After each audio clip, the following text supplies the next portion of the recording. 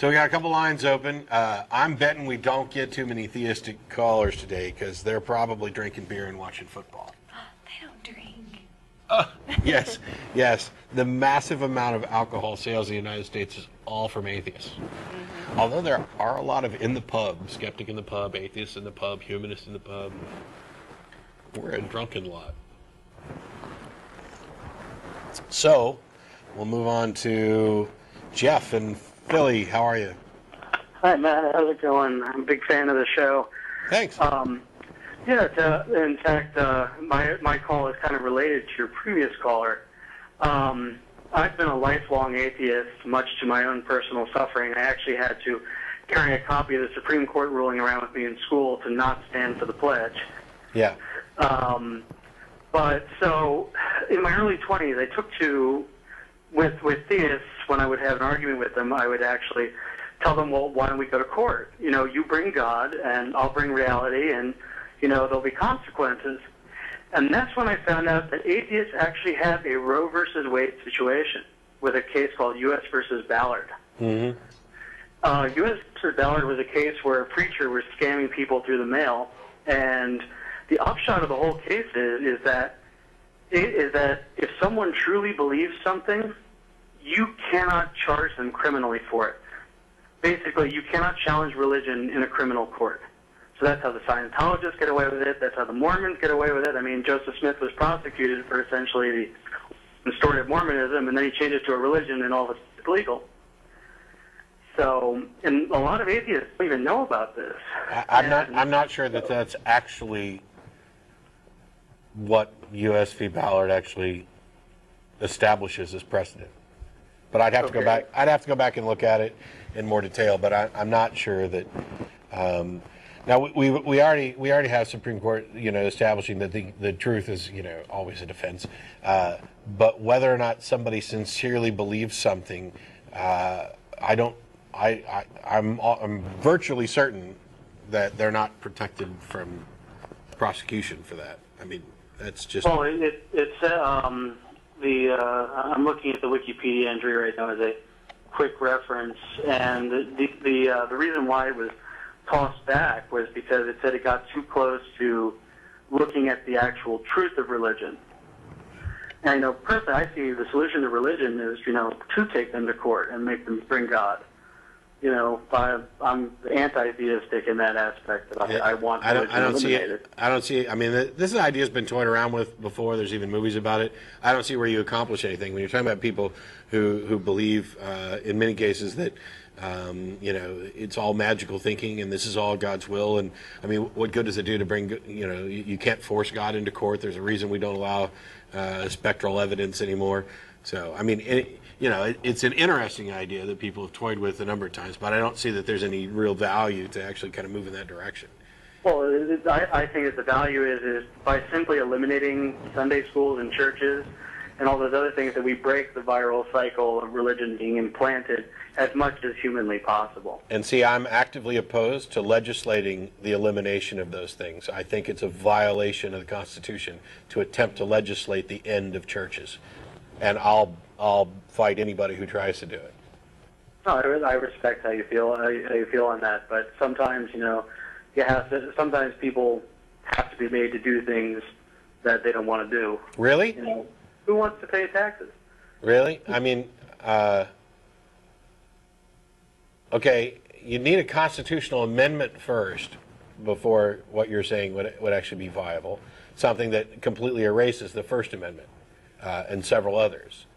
And so I'm actually a fan of the First Amendment, and what you're proposing is the elimination of it. No, I'm proposing simply that in order to have a religion, you have to prove it. No, that's the elimination of the First Amendment. Well, then it'd be just what I'm saying is that if it's in order to be a religion, it has to be proven. If you want to have a business, then you're subject to truth and advertising laws, taxation, and all the other stuff. Sure, and I'm a fan of actually enforcing those laws and extending it to claims about, you know. But truth and advertising would include that they have to prove that there's an afterlife and that God is watching, and et cetera, et cetera, et cetera. Okay. So, it boils down to the same thing. The end result is the goal, not necessarily the path to it. No. The way I feel. No, I completely reject that as a horrific statement. The ends do not always justify the means. Well, I didn't say they did. What I said is... Yes, you did. You said what matters is the result. Is that however that goal is reached, not necessarily through an abhorrent method, but like Al Capone was arrested for tax evasion, not for running bootleg liquor and killing people. What you said was that the goal is reached is what's important. I agree. I phrased it poorly. Okay. Basically, as long as it is a legal and ethical means of reaching it. Sure, and you're not proposing a legal method right now, and I'd argue that that method's unethical too. Why is it unethical to stop people from being defrauded? Because first of all, that's not the whole ball of wax with regard to religion. I mean, don't get me wrong. I think they're wrong, and I think they're encouraging a delusion. But this is not, and yes, there's no denying that religions, by and large, can be viewed as big businesses. But I can also walk into whatever church I want anytime without actually donating anything, without buying anything. Because we're talking about ideas here, and that's what the First Amendment is protecting. There are limitations that churches have with regard to businesses, and I think we should do a better job of enforcing those things. But simply, legislating the end of religion is, I mean, it's an outright violation of the Constitution, and I would say that it's unethical. Because one of the things about getting rid of religion is people asked before, well, when you get rid of this, what takes its place? And we've mentioned that when you get rid of the cancer, what takes its place? You're healed, you're cured. But by and large, we know that this isn't the case. For people who have traumatically had their religious beliefs kind of taken away or shockingly removed for them, they haven't been given the tools to come up with a worldview, a secular worldview, that actually benefits them. Moreover, though, we're talking about the sanctity of people's minds. You cannot legislate what people do and don't believe. That's pointless. You can stop them from, say, not inoculating their children. Sure. Yes. And in this case, we would be inoculating them against delusional thought during the most important developmental time of their lives. Give me a child before 7, I'll give you the man. We can keep, yes, we have laws already, and we should do more to enforce those laws to keep people who don't want to, vaccinate their kids to do so.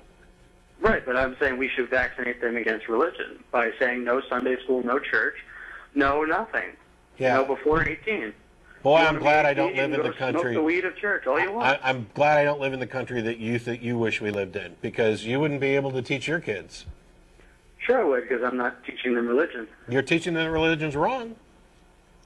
No, I'm Can you teaching prove them that? Can you prove that? It's delusional. I don't have to prove it. As it says, the burden No. We just had a big, long call about the burden of proof, and I agree that if your position is that you don't accept religions, that you don't have a burden of proof there because you're just not accepting them. But if you're going to legislate that religions are wrong, you now have a burden of proof. But I'm not legislating. I'm just saying religions have to prove it.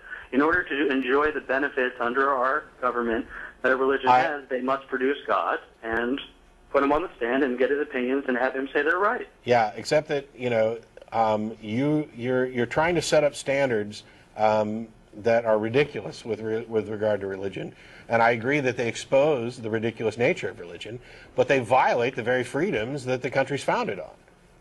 I disagree that the right to fraud and delude is a civil right. Yeah, the right to delude yourself is in fact the right to delude yourself, but not to delude others. Well, you know what? Nobody's forcing people to go to church. No, I would disagree because they're programmed from day one by their parents. No, sir. Some people are indoctrinated and programmed, and they escape. And some people aren't indoctrinated and programmed, and they fall into it anyway. Religion's not something you can sum up in one little simplified nugget and then say, we're going to chuck that freedom aside because I don't like it and you can't prove it's true. Well, if you have the same standard for everyone, though, that is equal treatment. Yeah, that's equal treatment. I don't know. I don't agree with your attempt to justify eliminating people's liberties. It's not a liberty. What about the liberty of the child? It's a liberty for them to believe whatever they believe, and it is a liberty, and it is a liberty for them to teach their children honestly what they believe to be true. As unfortunate as it may be, you would deny parents the right to, in all sincerity and honestly, pass on what they believe to be true. Who the hell are you? Obviously a smarter person than they are, because I'm not the one who's taking a child during the most vulnerable stage of their life and putting fantasy into their heads as fact. That's what they're doing. You mean like Santa? You mean like Santa? Are you going to outlaw Santa Claus too? Are you going to outlaw Santa Claus too? I'm yes or no on this Santa thing. The continuation of the call, the continuation of this call hinges on you actually answering that question. I would outlaw Santa if I could take Jesus with it. At least you're consistent. Bye-bye. Oh my God. Yeah. Yeah, I've seen that. I've seen that more and more as totalitarian atheists. Yeah. It's just crazy. You do realize if you start taking away freedoms in this country, we're the first to go. We're the least trusted. I agree with him on how we go about, that there is a burden of proof, and there's some requirement to establish this, and that we should make sure that people aren't, indoctrinating people, that they're not misusing, that they're not using religious indoctrination to defraud people. I think I think churches should not be tax exempt. I think they should have open books. I think we should have severe limitations on what they can and can't do. Specifically for these reasons, but I also believe that it is batshit crazy, just as it is for theists, to pretend that you can attempt to legislate what's in somebody's mind. And and that's not what he was suggesting. I think he realizes that we can't legislate what's in somebody's mind. But when you then say, well, you can believe this privately, but you can't talk about it unless you think it's true, you've lost your mind. It is entirely impractical to attempt to do this. And second of all, you've convinced yourself that you're smart enough to see what the end result of all this necessarily is. And I'm not convinced that the end result of basically legislating religion away is the result that you think it's going to be. So you're kind of tossing around this fantasy utopia that you've built up in your head. And I don't buy it. Sorry. I prefer the freedoms. And one of the things about, for example, freedom of speech, it's one of those things where the freedom that allows me to speak is the freedom that allows other people to say things that I don't like. Oh yeah, we have laws against people saying things that are untrue. Kind of. People are allowed to express opinions, whether they're true or not. If you're going to legislate to the point to where people aren't allowed to openly express their religion if it's not true, then you would have to, if you're going to be consistent and get rid of Santa Claus that way too, legislate any expression of an opinion or a view that can't be demonstrated to be true. That's the kind of world you're advocating. I don't want to live in that world. Ever. Not for 5 minutes. That'd drive me absolutely crazy.